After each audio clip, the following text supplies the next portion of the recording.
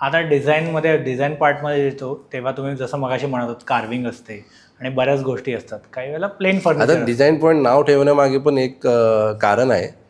Furniture आणि design पॉईंटचा काही संबंध असा वाटत नाही, पण आहे. आम्ही फर्निचर फक्त विकत नाही, तर आम्ही डिझाईन म्हणजे आम्ही प्रॉपरली 2D 3D ड्रॉईंगमध्ये तुम्हाला फक्त एक तुम्ही रफ आयडिया दिली किंवा रेफरन्स इमेज दिला तर आम्ही तुमच्या रेफरन्स इमेजप्रमाणे तुमच्या व्ह्यूप्रमाणे आम्ही ते डिझाईन करतो. म्हणजे तुम्हाला 2D व्ह्यू देतो, 3D व्ह्यू देतो आणि मग तुम्ही ते अप्रुव्हल दिल्यानंतर आपण प्रोडक्शनमध्ये घेतो ते.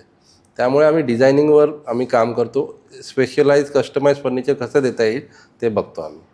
अच्छा, मग तर ऑफकोर्स त्याच वेळेला तुम्ही ते कस्टमरला तेवढं त्याच्या रिक्वायरमेंट प्रमाणे डिझाईन करून देऊ शकता. ह्या डिझायनिंग पार्टकडेच मला यायचं आहे की जसं मी मगाशी म्हणतो कार्विंग असते त्याच्यामध्ये आणि बऱ्याच गोष्टी असतात, काही वेळेला प्लेन फर्निचर असतं. तर लोकांना समजण्यासाठी, कारण का खूप वेळा कन्फ्युजन होतं जेव्हा मार्केटमध्ये जातो आपण, खूप वेगळ्या प्रकारचे प्राइस रेंज तर आहेतच आणि डिझाईनमध्ये पण खूप फरक असतो. तर त्यावेळेला बेस्ट काय कसं समजून घ्यायचं, कारण का खूप वेळा सिम्पल, आता जसा हा मागचा डोर आहे तो खूप सिम्पल आहे पण दिसायला चांगला आहे, ह्याच्यातच कार्विंगवाला डोर पण येऊ शकतो, पण तेव्हा लोकांनी चूज करताना कसं काय पॅरामीटर्स ठेवले पाहिजे तेव्हा? सर्वात आधी जर तुम्ही घर डिझाईन करत असाल तर तुम्हाला कोणातरी स्पेशलाइज ज्या माणसाची एक्सपर्टीज आहे त्या गोष्टीमध्ये त्याची मदत घ्यायची गरज आहे, त्याची मदत घ्यावीच लागेल. सेकंडरी वरून दिसतं छान म्हणून ते छान आहे असं गॅरंटी नाही.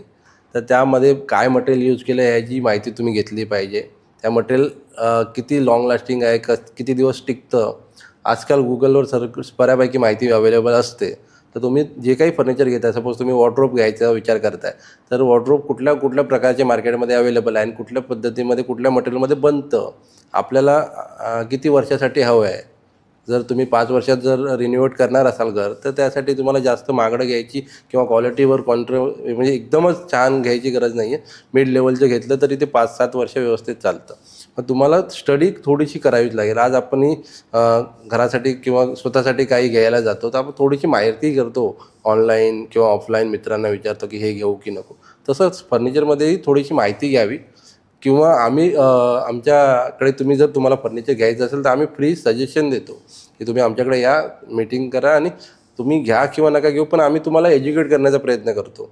जेणेकरून आम्ही बाकीचे वेंडर्स, मला माहीत नाही फर्निचर मॅन्युफॅक्चरर काय करतात, पण आम्ही फर्निचरची डिटेल माहिती देतो की आम्ही कसं बनवणार तुमचं फर्निचर, काय मटेरियल यूज होणार, त्याचं प्रोसेस दाखवतो, व्हिडिओज प्रोव्हाइड करतो, इमेजेस प्रोव्हाइड करतो. म्हणजे आम्ही ट्रान्सपरन्सी देतो म्हणजे आमच्या कामामध्ये. बरोबर. आता लाकडी फर्निचर असतो, त्यानंतर प्लायमध्ये आता फर्निचर बरेचपैकी बनतात आणि प्लायमध्ये पण वेगवेगळे प्रकार आहेत. मरीन प्लाय येतो, कमर्शियल प्लाय येतो आणि बरेच प्लायचे प्रकार असतात, पार्टिकल बोर्ड. तर ह्या सगळ्यामध्ये लाकडी जुने फर्निचर बनायचे ते लाकडीच बनायचे. जुने पलंग म्हणा किंवा जे काही जुने सोफे असायचे ते प्युअर लाकडाचे बनायचे, प्लायचे जास्त बनायचे नाही. आता सर्रास सगळे फर्निचर प्लायमध्ये बनतात. तर ड्युरेबिलिटी वाईज कोणतं बेटर आहे?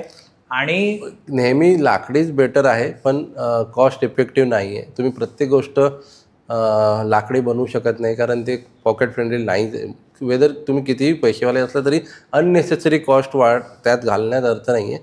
प्लाय तुम्ही बोलता ते बरोबर आहे, पण प्लाय पण तुम्ही BWP किंवा BWR घेतलं पाहिजे. कमर्शियल किंवा त्यापेक्षा वेगळे जे लो क्वालिटी प्लायस असतात ते तर कधीही वापरू नये, कारण ते चालले तर किती 2, 5, 10 वर्षेसुद्धा चालतात, पण कंप्लेंट्स त्यामध्ये गॅरंटेड येतातच.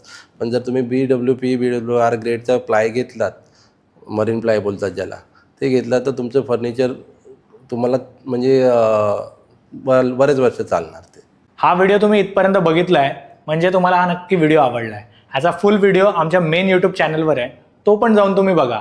आणि आमच्या इंस्टाग्रामवरती आम्ही बरेच ह्याचे शॉर्ट्स आणि रील्स ह्याच्यावर अपलोड केलेले आहेत, त्या नक्की तुम्ही बघा आणि माझं चॅनल फॉलो करा.